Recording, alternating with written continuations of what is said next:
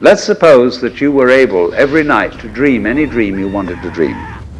You would have every kind of pleasure you could conceive. They can't hear you. Activate hyperdrive.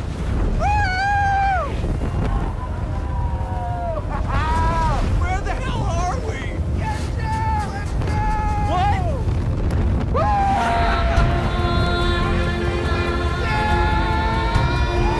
Whoa, dude.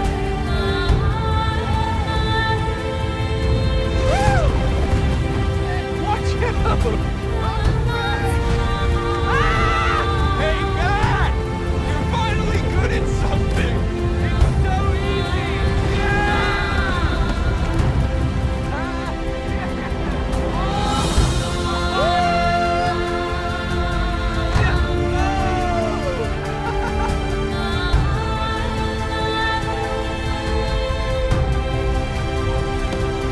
In the lucid dream state, they've proven that if you go into a lucid dream state and ride a bicycle, for example, you are increasing the neural pathway towards cycling that will affect you in the waking state. So they've done a lot of research at the Max Planck Institute, Hildenberg University on athletes, because they found that if you do long jump training in the lucid dream state, you get better at long jump in the waking state. They found if you go into the lucid dream and do press-ups, you can increase potential muscle mass in the waking state. So let's think of that for healing. Well, lucid dreaming just means dreaming while knowing that you're dreaming. So it means being conscious of the fact that you're dreaming while it's happening.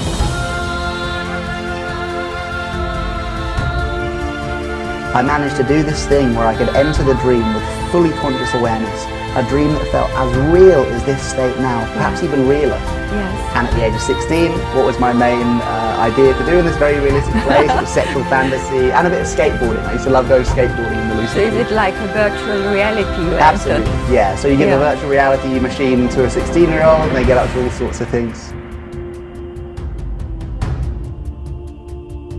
I think, if you really want a direct experience of oneness, have a lucid dream. And do what?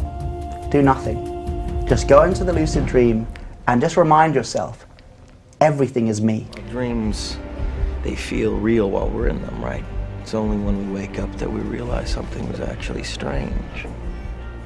Let me ask you a question. You never really remember the beginning of a dream, do you? You always wind up right in the middle of what's going on. I guess, yeah. So how did we end up here? Well, we just came from the, Think about it, Ariadne. How did you get here? Where are you right now? We're dreaming?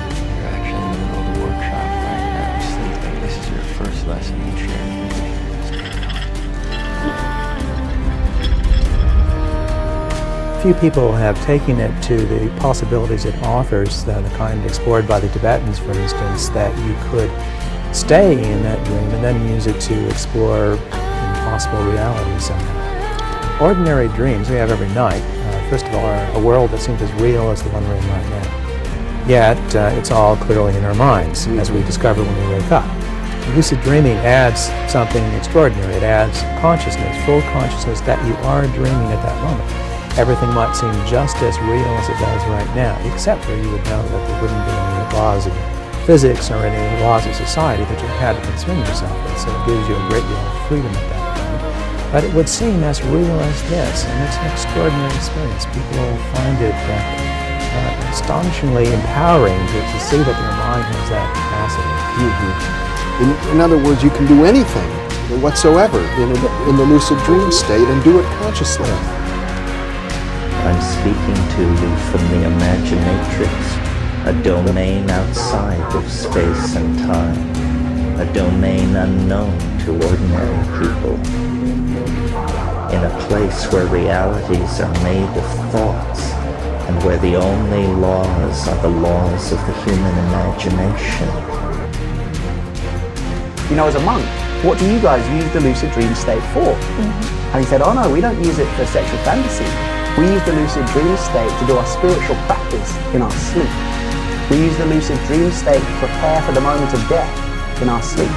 And we use our lucid dream state to examine the very nature of reality. Jung discovered not only that all dreams are relevant in varying degrees to the life of the dreamer, but that they are all parts of one great web of psychological factors. He also found that on the whole they seem to follow an arrangement or pattern. This pattern Jung called the process of individuation. The alchemical stone, the lapis, symbolizes something that can never be lost or dissolved, something eternal that some alchemists compared to the mystical experience of God within one's own soul. It usually takes prolonged suffering to burn away all the superfluous psychic elements concealing the stone, but some profound inner experience of the self does occur to most people at least once in a lifetime. From the psychological standpoint, a genuinely religious attitude consists of an effort to discover this unique experience and gradually to keep in tune with it. This is India known, it is the basis of a whole system of Tantrism. Yeah. This is Kundalini. Kundalini circle. While I live a conscious life, all the time a myth is played in the unconscious. A myth that extends over centuries. Archetypal ideas, a stream of archetypal ideas that goes on through one individual, through the centuries. You see, we are born into a pattern. We are a pattern. We are a structure that is pre-established through the genes. It is a biological order of our mental functioning.